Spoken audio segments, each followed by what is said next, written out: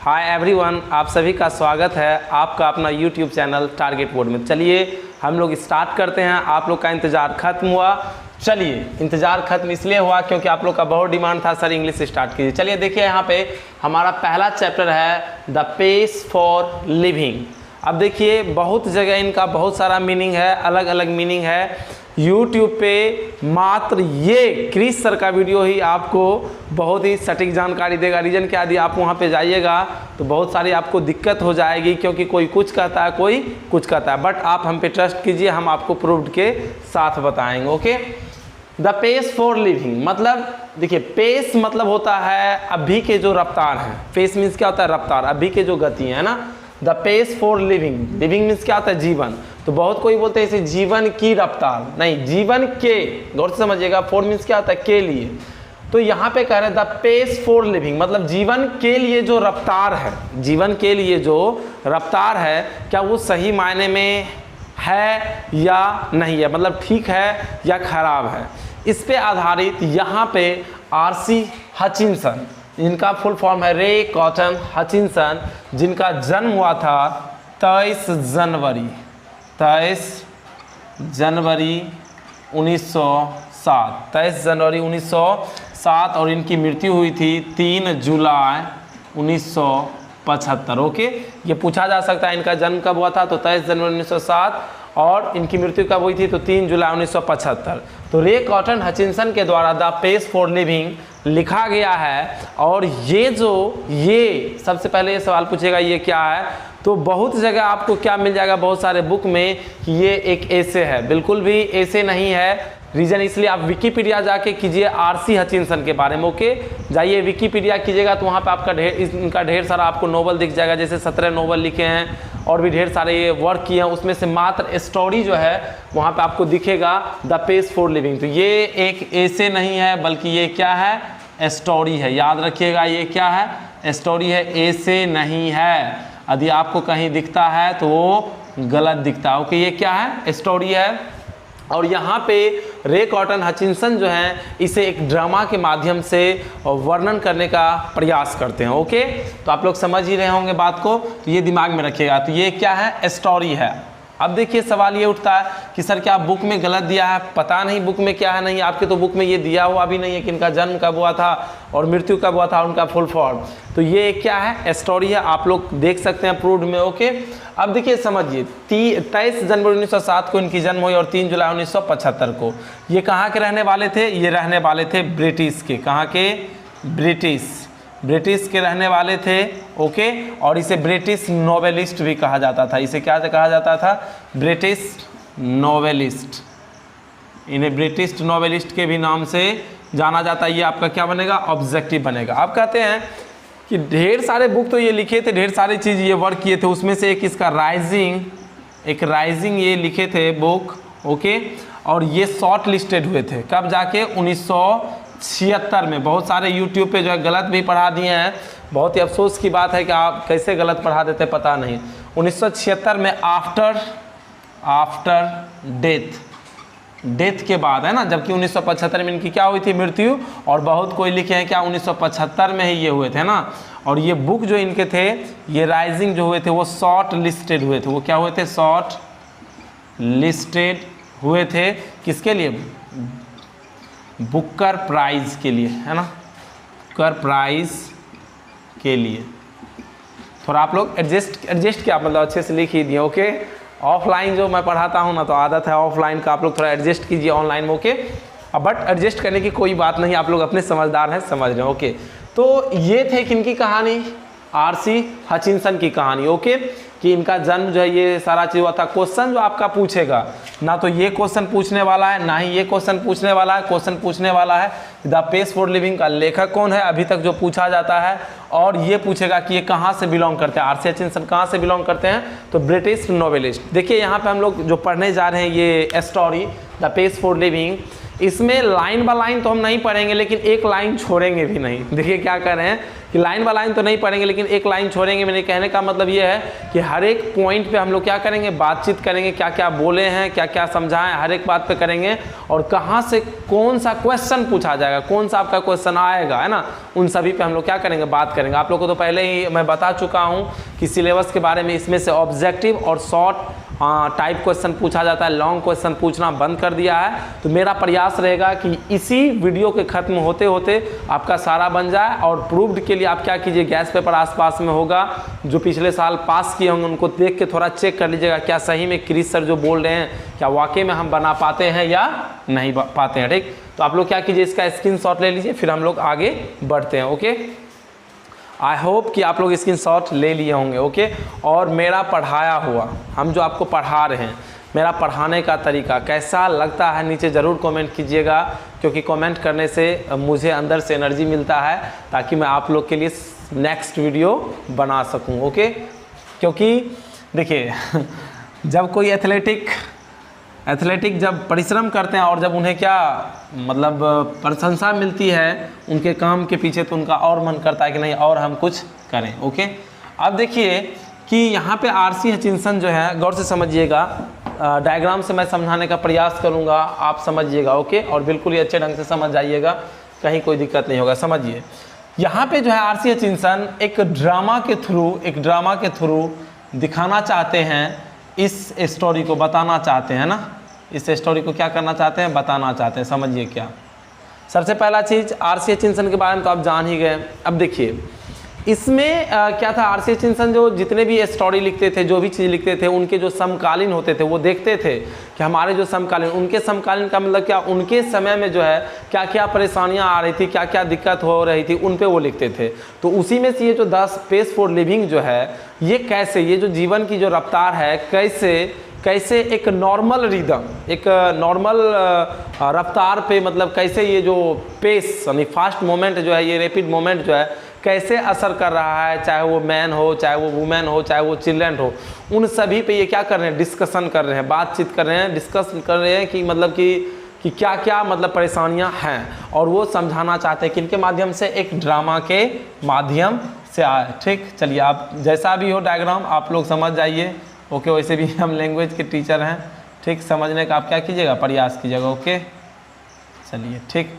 अब देखिए इनका एक नाम रख लीजिए, elderly corn merchant, elderly corn merchant. ठीक, एल्डरली कॉर्न मर्चेंट मतलब क्या होता है, अनाज का एक उम्र दराज, मतलब अनाज के मतलब व्यापारी करने वाले एक उम्र दराज व्यक्ति। ओके, और यहाँ पे रख लीजिए ओके उनकी वाइफ को। ओके, ये मान के चलिए उनकी क्या है, वाइफ। जैसे भी हो एडजस्ट कीजिए, थोड़ा आप लोग होशियार हैं ही। ठीक,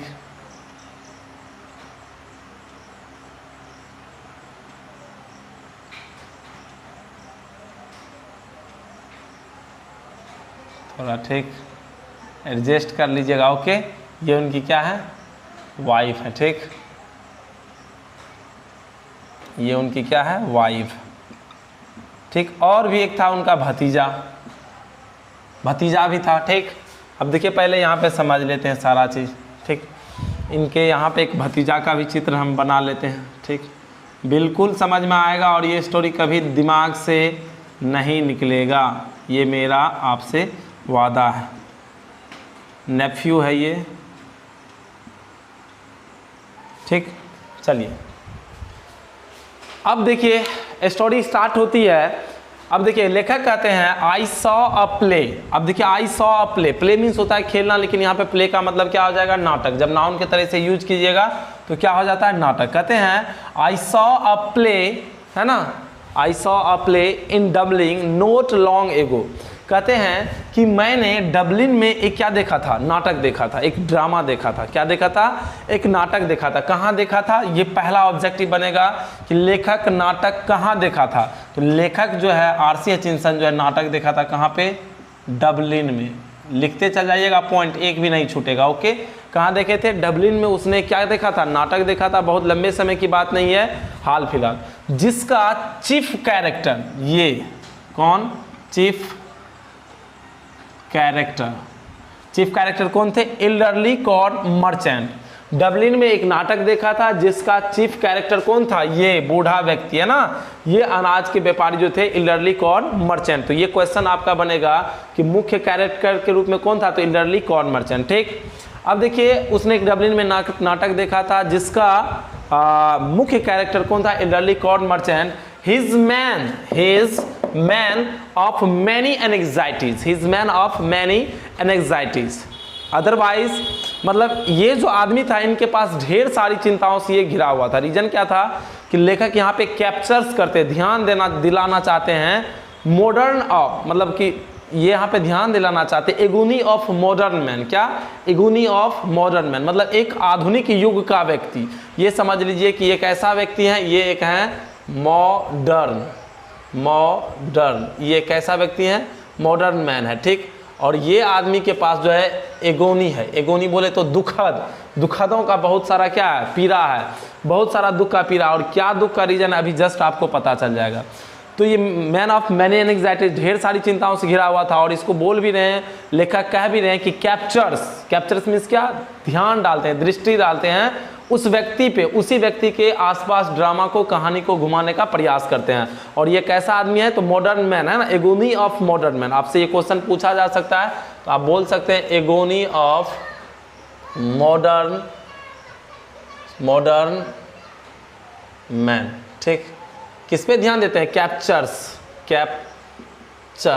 ठीक, किन पे ध्यान देते हैं? एगोनी ऑफ मॉडर्न मैन पे। ठीक, तो यहाँ पे ये दिखाना चाहते हैं इस व्यक्ति के जरिए, लेखक कहानी के जरिए, कि इनको ढेर सारी चिंताएं थी। क्या चीज़ की चिंताएं थी? आप जरा सुन लीजिए। पहला चीज़ कि उनका ये भतीजा जो था, ये जो था ससुरा, ये क्या करता था? उसे चीट करता था। क्या करता था? चीट मीन्स क्या होता है? ठगना। ये उसे ठग लेता था क्योंकि बेचारा का दिमाग उतना ज़्यादा फास्ट काम करता नहीं था। तो ये कोई भी काम देता था तो ये क्या करते थे? उसको ठगने का ये काम करता था उनका भतीजा। दूसरी चीज़, इसकी पत्नी जो थी, किसी की भी पत्नी हो, भाई थोड़ा नेगेटिव नहीं लेना, ओके, किसी की भी पत्नी हो, वो जो है बहुत ज़्यादा ताम झाम करती है। दैट मीन्स कहने का मतलब जब आप लोग का भी शादी होगा फ्यूचर इन केस, अब कोई नेगेटिव में मत ले लेना कुछ लड़कियां लोग, ओके। जो भी है थोड़ा मतलब मेकअप का जो सामान है वो ज़्यादा कौन खर्च करती है? दैट मीन्स महिला ही ज़्यादा क्या करती है? कॉस्मेटिक का यूज करती है। और बहुत सारे आजकल तो लड़का सभी फेयर हैंड समझने लगाने लगे हैं। खैर छोड़िए, उनकी बात क्या जाए। तो ये जो उसकी पत्नी थी, प्रत्येक हॉलीडे पे, है ना, एच हॉलीडे मतलब आप समझते होंगे छुट्टी के दिन या कोई पर्व त्योहार पे, ये जो थी ये 10 यूरो, कितने? 10 यूरो। बहुत कोई इसको क्या पाउंड बोलते हैं, ठीक, बहुत सारे चीज़ को कहते हैं, लेकिन कितने? 10 यूरो, लमसम 600 के नियरेस्ट, अपने रुपये में कितने? लमसम 600 के नियरेस्ट ये प्रत्येक हॉलीडे पे क्या कर देती है? खर्च कर देती थी। कौन? इसकी पत्नी। अब बेचारा को भतीजा ठग रहा था, उसके बाद इसकी पत्नी भी जो है ढेर सारी पैसा क्या कर रही थी? खर्च कर रही थी। और ये बेचारा जो रहते थे कोई बड़े शहर में नहीं रहते थे। एरिस कंट्री एक आयरलैंड में है, जहाँ की इंग्लैंड की बात होती है, ठीक, वहीं पे एक स्मॉल से एरिस कंट्री टाउन में इनका क्या है? घर है। एक छोटा सा शहर के बगल में दहायत है, वहीं पे इनका क्या है? घर है। किनका? इस एल्डरली कॉर्न मर्चेंट का। तो ये क्वेश्चन पूछा जा सकता है कि कहाँ पे इनका घर था? तो एरिस, है ना, कंट्री टाउन के आसपास इनका क्या था? घर था। किसका? Elderly corn merchant. तो छोटा गांव में था तो ये ज़्यादा एडवांस बनती थी। अब बने भी क्यों ना, बेचारा क्या थे? व्यापारी थे, तो थोड़ा तो दिखाएगी ही ना। खैर छोड़िए वो सब बात, ठीक। आप लोग क्या कीजिए? स्क्रीनशॉट लीजिए, ओके। देखिए, समझने का प्रयास कीजिएगा। कोशिश ये करना है कि आपके दिमाग में ये बिल्कुल ही चला जाएगा A to Z। नाटक कहाँ देखा था? तो सर डबलिन में देखा था, ठीक। बहुत तुरंत बता दीजिएगा, तुरंत बता दीजिएगा, ठीक, कहीं कोई दिक्कत नहीं। जिसका मुख्य पात्र कौन था? तो एल्डरली कॉर्न मर्चेंट था। तुरंत आप बता दीजिएगा मुख्य पात्र कौन थे? एल्डरली कॉर्न मर्चेंट थे। उसे ठगने का काम कौन करता था? तो उसका भतीजा करता था। उसकी पत्नी जो है प्रत्येक हॉलीडे पे कितने खर्च कर देती थी? 10 यूरो खर्च कर देती थी। बहुत कोई मतलब देखिए सबका अलग है, लेकिन यूरो ही होगा यहाँ पे। लमसम यदि बात करें अपने रुपया में इसे कन्वर्ट करने का, तो लमसम 600 रुपये ये क्या करती थी? खर्च कर देती थी।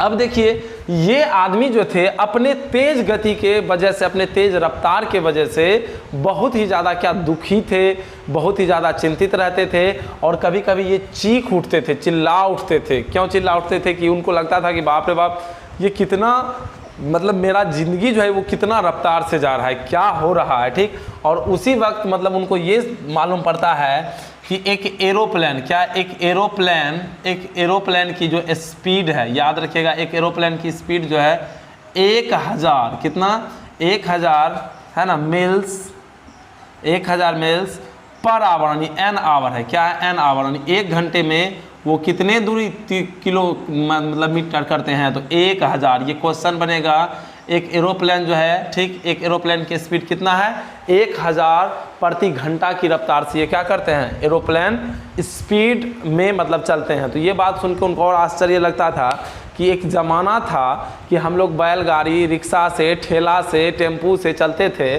तो बहुत लंबे समय लगता था। आज इतना ज़िंदगी फास्ट हो गया है कि बताइए कि एक एरोप्लेन की स्पीड जो है 1 घंटा में कितना, 1000 दूरी तय कर लेता है, मतलब बहुत ज़्यादा है। ये क्या है, नाउ द टू फास्ट, मतलब ये बहुत ज़रूरत से ज़्यादा स्पीड है।